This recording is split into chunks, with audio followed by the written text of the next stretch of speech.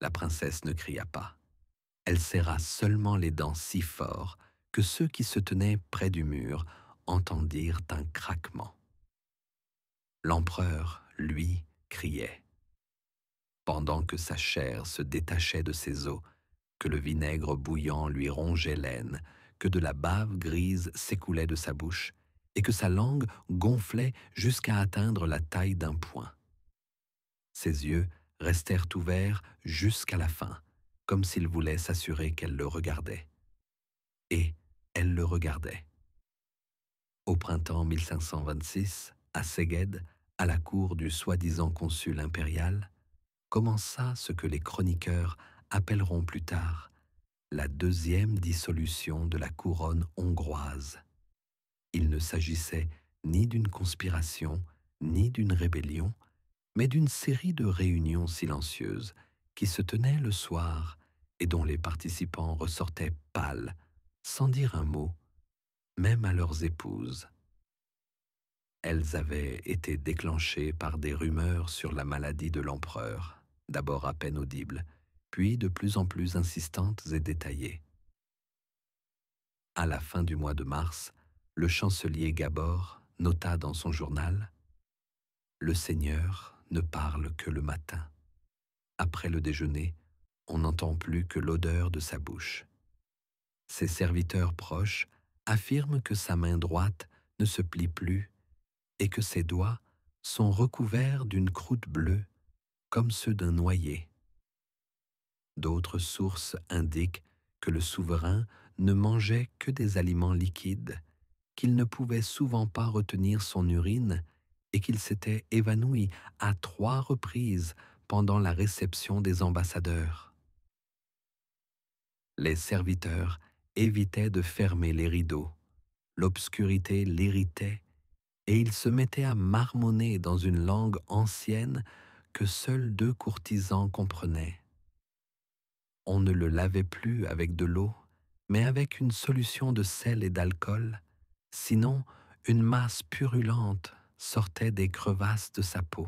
Le médecin envoyé d'Esztergom recommanda de mettre des sangsues derrière ses oreilles et de lui prélever au moins un demi-litre de sang tous les 3 jours par une ponction dans la veine fémorale. Cela se faisait la nuit, sur le sol, à la lueur de 2 bougies, et le sang coulait épais, noir, presque inodore. Au bout d'une semaine, il commença à sentir le fer et le poisson pourri. Les mentions de douleur disparaissent des registres vers le 20 avril. Elles sont remplacées par les mots fièvre, gonflement, bosse sous les omoplates, masse molle sous les côtes. L'empereur ne se plaignait pas. Il ne pouvait plus parler. Ses lèvres étaient gercées, sa langue était ulcérée, sa respiration était sifflante, comme si quelque chose de visqueux se trouvait dans ses poumons.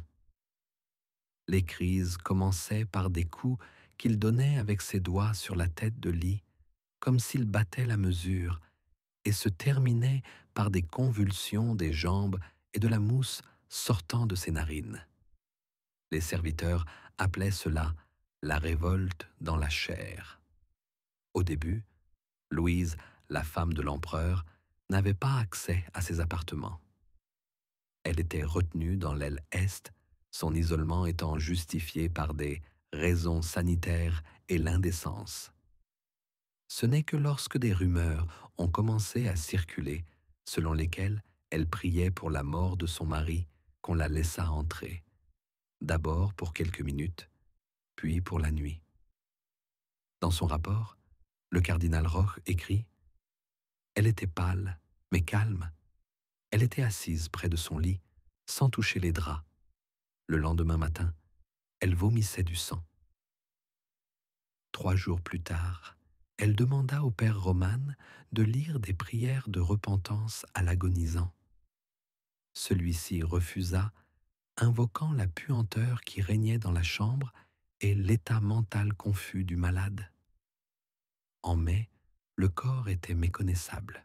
Le médecin Adam Kovacs a laissé des notes, retrouvées plus tard dans les archives. Les entrailles pourrissent plus vite que l'enveloppe extérieure. Le ventre est gonflé comme une bouillie. Dans l'aine, il y a des cloques grosses comme des œufs de poule. L'un d'eux a éclaté, laissant échapper un liquide épais, blanchâtre, mêlé de jaune. De la même écriture, l'odeur après l'ouverture du bandage rappelait celle du chou pourri et de la peau grasse brûlée. Le matin, c'était pire. Après le déjeuner, c'était insupportable. Les soldats qui gardaient les appartements ont commencé à être remplacés chaque jour à cause des nausées, des évanouissements et des mauvais rêves. L'un d'eux a été retrouvé mort dans l'écurie, les lèvres mordues et les ongles arrachés. Le corps a été brûlé sans cérémonie.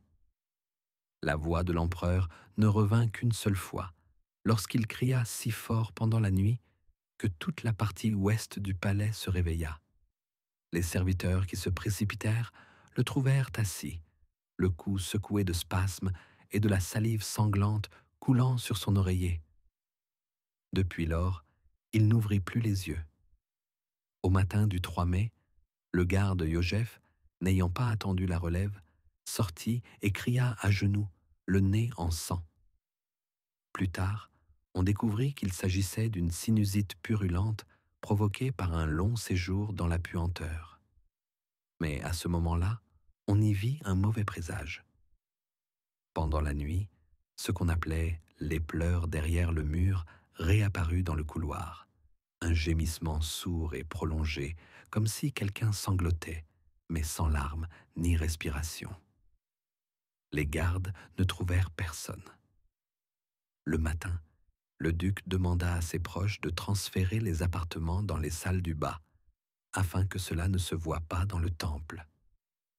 Cependant, il était déjà impossible de le déplacer. On ne touchait plus à l'empereur.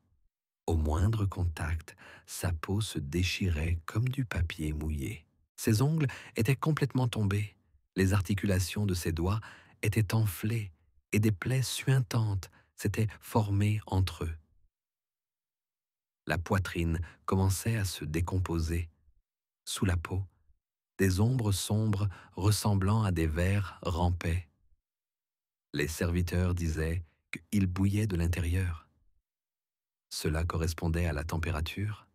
Malgré le froid, les bandages de lin et les infusions, la fièvre persistait.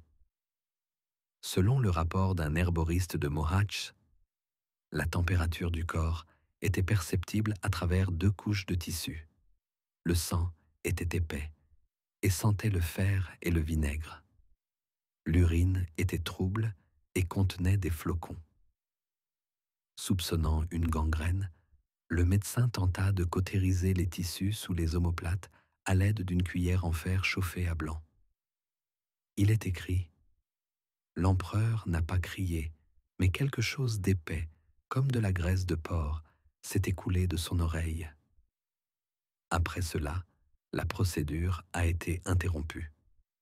Un peu plus tard, dans une lettre à l'évêque de Tchanadi, il sera indiqué « On a essayé de sauver son âme, mais son corps était déjà pourri jusqu'aux os. Il respire, mais son odeur est celle d'un cadavre. Dieu lui a détourné son visage. » À ce moment-là, une lutte s'engagea dans le palais. Le conseiller Tekeli poussait à la destitution immédiate du monarque en faveur de son jeune neveu. La garde refusait d'obéir tant que le monarque respirait encore. Les courtisans de l'entourage de Louise s'y opposaient. Ils se satisfaisaient de la situation dans laquelle le pouvoir restait sous le couvert de la maladie. Du vivant de l'empereur, le transfert effectif du pouvoir se déroulait dans des salles fermées, à la lueur des bougies. À plusieurs reprises, on tenta d'organiser une audience secrète. On installa le mourant dans un fauteuil, on couvrit son cou d'une fourrure et on lui souffla les réponses, pendant que le conseil lisait les décrets. Mais le corps ne tenait pas en place. Un liquide purulent s'écoulait de son anus, et son ventre était tellement gonflé qu'il était impossible de le faire asseoir. Louise a de nouveau tenté d'obtenir une confession pour son mari. Le confesseur de la cour a refusé d'entrer, ayant déjà vomi une fois devant la porte. La femme a alors dû laver son mari elle-même. D'après le rapport d'une servante, sa robe était trempée. Elle lui lavait les pieds, et la peau se détachait de la plante des pieds. Puis, elle a prié longtemps, assise sur le sol, qui empestait les herbes et la chair morte. Vers la mi-mai, le mourant a commencé à avaler sa langue. Comme on l'a écrit plus tard, c'est un signe de mort neuronale. Il poussait des grognements sourds, semblables à des gémissements, mais ils n'avaient aucun sens.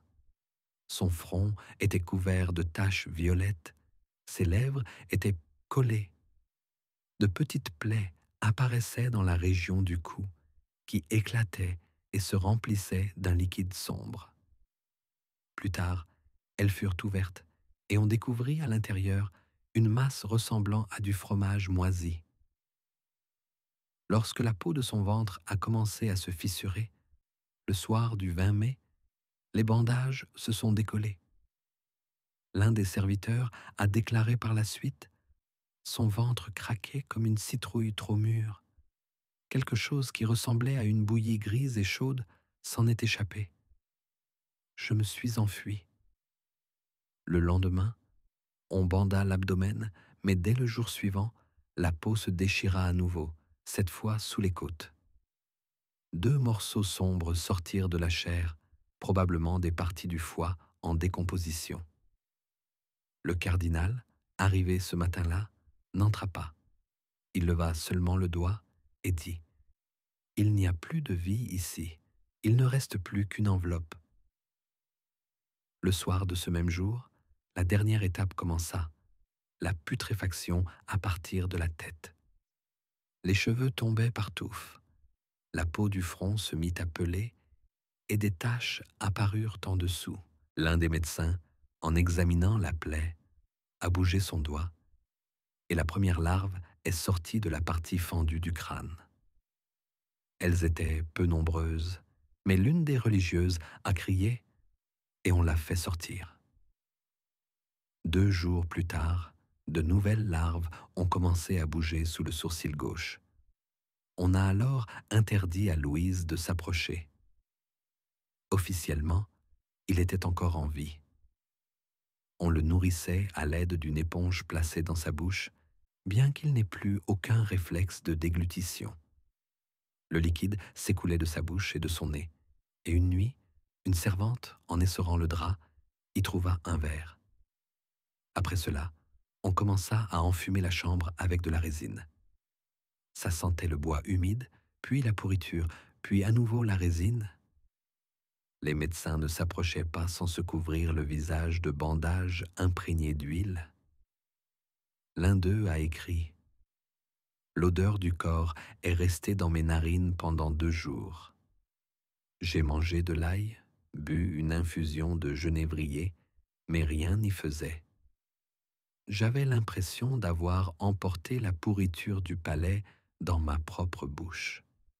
À l'intérieur, tout s'écroulait. La nouvelle que l'empereur ne pouvait plus être montré atteignit les ambassadeurs. L'envoyé de Saxe exigea un certificat officiel. En réponse, il fut invité à une audience derrière des rideaux tirés. Il refusa.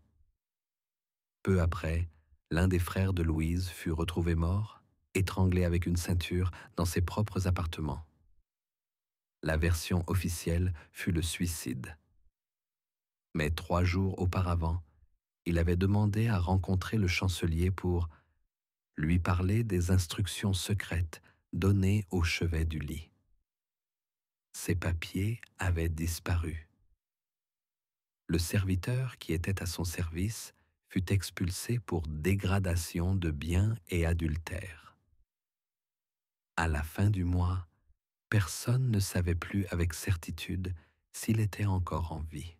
Son cœur battait encore, mais son corps était en décomposition. Ses intestins suintaient, ses oreilles étaient remplies de larves, et une substance trouble s'écoulait lentement des sutures de son crâne. Il semblait que la mort s'était installée en lui comme un hôte de longue date. Ce n'est qu'au début du mois de juin que le cardinal Roche revint le voir. Il écrivit: J'ai regardé comme dans un foyer. Il y avait de la peur, mais aussi de la clarté. Devant moi, il n'y avait plus d'homme, seulement quelque chose qui avait autrefois respiré. Il lui donna l'absolution, doucement, à toute vitesse, sans toucher le corps. Les témoins diront plus tard que le corps eut un sursaut, comme si quelque chose bougeait à l'intérieur. Ils espéraient qu'il mourrait avant la fête de Saint-Jean. Cela aurait été symbolique, pratique, et aurait simplifié le changement de pouvoir. Mais le corps ne mourait pas. Il pourrissait, gonflait, se désagrégeait, mais le cœur battait. On l'appelait le cadavre vivant. Et parmi les cuisiniers, on disait: si l'empereur est encore en vie, c'est que la mort nous épargne. Au début du mois de juin, à minuit, l'un des serviteurs remarqua qu'un liquide s'écoulait dessous le lit. Au début, ils pensèrent qu'il s'agissait du pot de chambre. Puis, ils comprirent. Le tissu du matelas était complètement trempé et quelque chose de visqueux, de couleur jaune sale et taché de sang, s'écoulait du corps. Lorsqu'ils ont essayé de changer les draps, une des servantes s'est évanouie. On lui a fait reprendre connaissance avec du vinaigre et en l'aspergeant d'eau froide, mais elle criait. Il m'a parlé avec ses yeux. L'empereur ne bougeait plus. Ses yeux étaient ouverts, mais il ne fixait rien. Parfois, on aurait dit que ses pupilles réagissaient à la lumière, mais ce n'était qu'une illusion. Du pus et une pellicule s'accumulaient entre ses paupières. La peau de son visage était devenue cendrée. Ses pommettes étaient saillantes, rongées.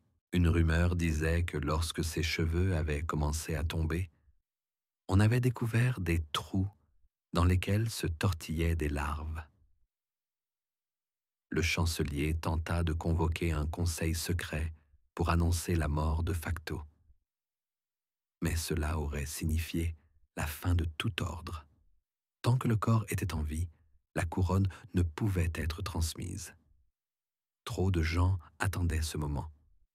L'armée, le séminaire religieux, les héritiers collatéraux, tous étaient comme des corbeaux sur une corniche. Une seule erreur, et le sang aurait coulé dans les escaliers du palais. Louise devint, en fait, régente. Elle ne tentait plus de laver son mari, mais dormait dans la chambre voisine, lisait des psaumes et gardait la clé de ses appartements. Des gardes apparurent à la porte, non pas pour le protéger, mais pour que personne ne le voie.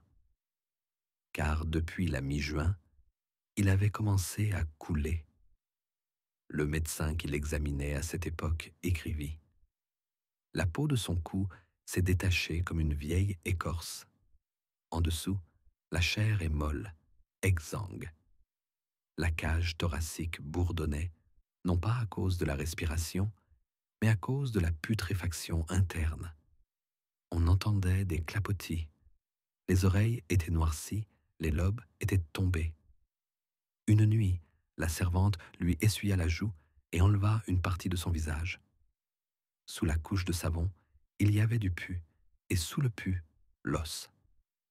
Bientôt, de petits vers blancs ont commencé à sortir de ses narines et de ses orbites. On les ramassait à la cuillère, on les essuyait avec des chiffons. Mais chaque jour, il y en avait de nouveaux.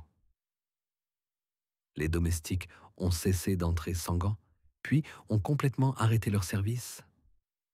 Désormais, seule Louise était avec lui. Seule. Dans une salle puante et putride, elle ne perdait pas la raison. Au contraire, son visage était devenu lisse, calme, comme celui d'une icône. Elle ne criait pas, ne priait pas à voix haute, elle se tenait simplement à ses côtés. On la vit à plusieurs reprises lui tenir la main, sans doigt, avec de la pourriture entre les os. Puis, elle s'assit, sans quitter son visage des yeux. Des rumeurs murmuraient qu'elle lui parlait. Au cours de la 2e semaine de juin, une odeur de soufre envahit les appartements. Au début, on pensa qu'il s'agissait de nouveaux remèdes du médecin. Mais ensuite, les murs se mirent à transpirer, et l'on comprit que la puanteur venait de l'intérieur du corps. Un des témoins écrivit « On aurait dit que quelque chose bouillait dans son ventre et que des vapeurs s'échappaient par les pores. » On le retourna à nouveau, et on découvrit une bouillie humide sous ses reins.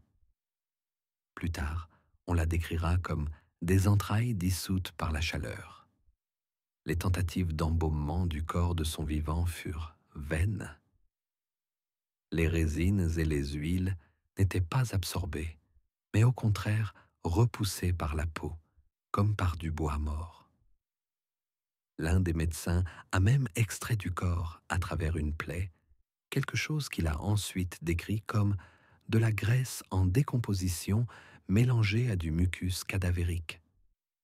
On disait que la mort ne viendrait plus, qu'il était éternel dans sa pourriture, que Dieu s'était détourné de lui. Les prêtres se taisaient, même les jeunes chapelains évitaient d'en parler. La nuit, on allumait des lampes dans les couloirs et on laissait du sel. À plusieurs reprises, on trouva des animaux morts devant les portes, des rats, des oiseaux. Une fois, on trouva même un bébé mort, abandonné par l'un des pauvres. L'empire craquait, les ambassadeurs partaient, les monastères de pêche et d'Orade refusaient d'envoyer des prières. L'un des cardinaux le qualifia de trompeur de la mort dans une lettre au pape.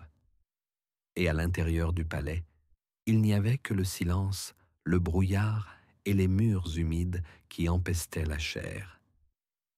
Et ce n'est qu'à la fin du mois de juin que quelque chose changea. Pendant la nuit, alors que Louise était à nouveau assise à côté de lui, le corps eut un soubresaut.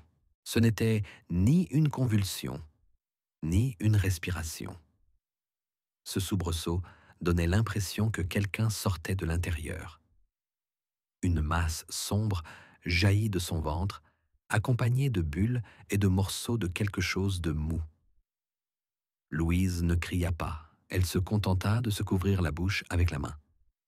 Des vers ont commencé à sortir de la plaie.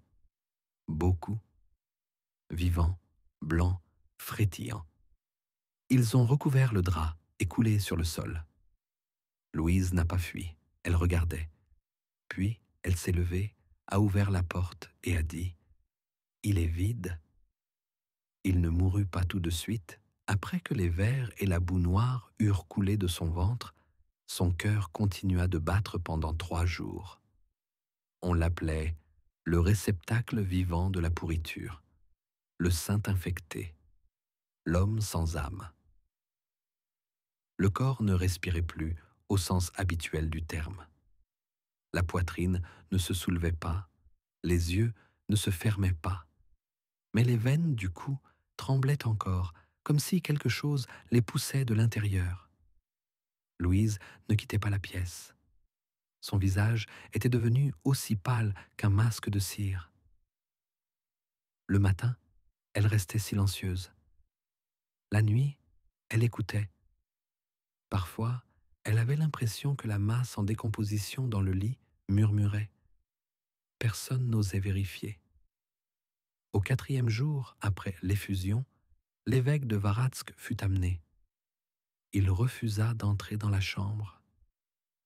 Debout à la porte, il trempa ses doigts dans de l'huile et prononça la formule d'absolution. Le prêtre qui devait accomplir la dernière confession s'évanouit à cause de l'odeur. On le transporta sur un chiffon en le tenant sous les aisselles. Le décès fut officiellement constaté le 3e jour de juillet. Mais le rapport du chapitre indique: il n'y avait plus de pouls dès le matin du deuxième jour. Cependant, la puanteur empêchait de s'approcher pour s'en assurer. Les yeux étaient ouverts, les lèvres gercées comme de la terre sèche. En appuyant sur la poitrine, une mousse brune s'écoulait. Un traité ultérieur attribue la mort à une explosion septique des organes internes résultant de la décomposition progressive de tout le corps.